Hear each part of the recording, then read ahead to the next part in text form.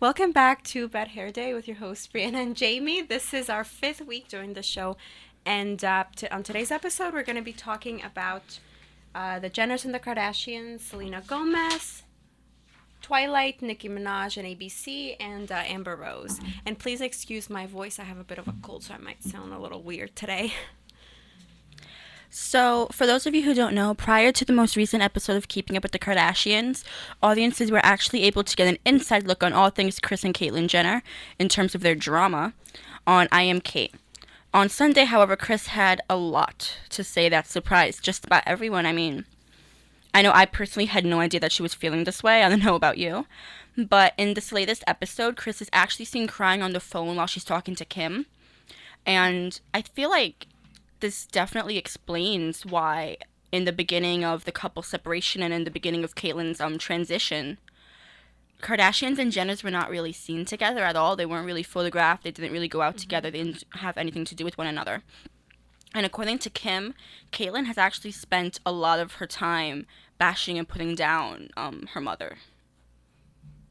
Yeah, I mean, I can see where Kim's coming from because I definitely think that Caitlyn has made Chris seem as if she was unsupportive and kind of not tolerant of her transition, kind almost. Because I did read the portion of the Vanity Fair article where they talked about Chris's reaction. And it basically, I think it talked about how she was telling her that there would be no cross dressing in her house or whatever to put the things away, like the clothes away or whatever. And it made Chris sound like a villain, honestly, I think.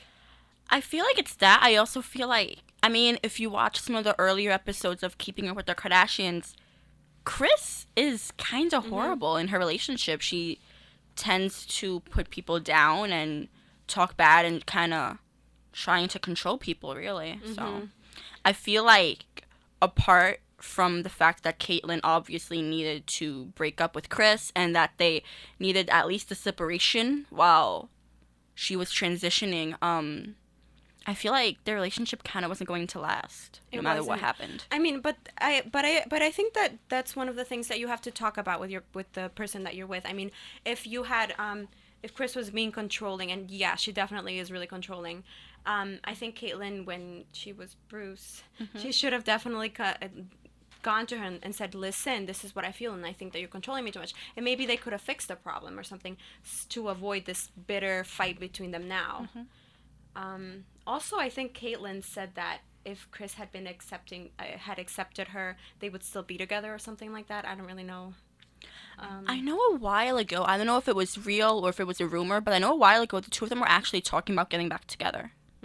Like, even after the transition, they were like, you know, you're still the love of my life and parents to my children, and I love you no matter what happens, and I'll always love you. So, I don't know what's going on. Yeah, me Honestly, I'm neither. so lost right now. Anyway, moving on to the Kardashian Jenner Cosmo cover. In honor of their 50th anniversary, Cosmopolitan magazine managed to gather up all of the Kardashian and Jenner girls who were photographed together for the first time in 4 years. Details of the interview haven't been released yet.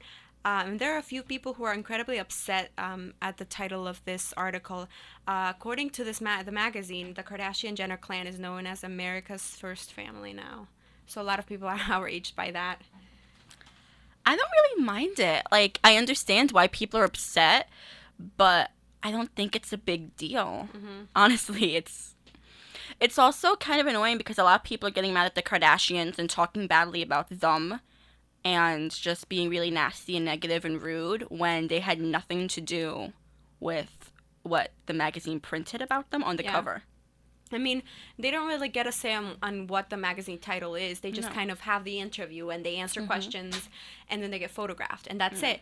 And the people behind the magazine are really the ones who titled it this.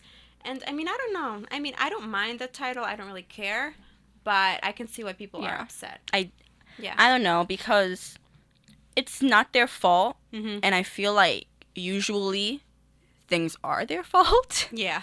As horrible as that sounds. So I feel like right now it really just doesn't make sense for them to be receiving so many negative and nasty comments. And I also feel like we don't know what the 50th anniversary issue is the November issue.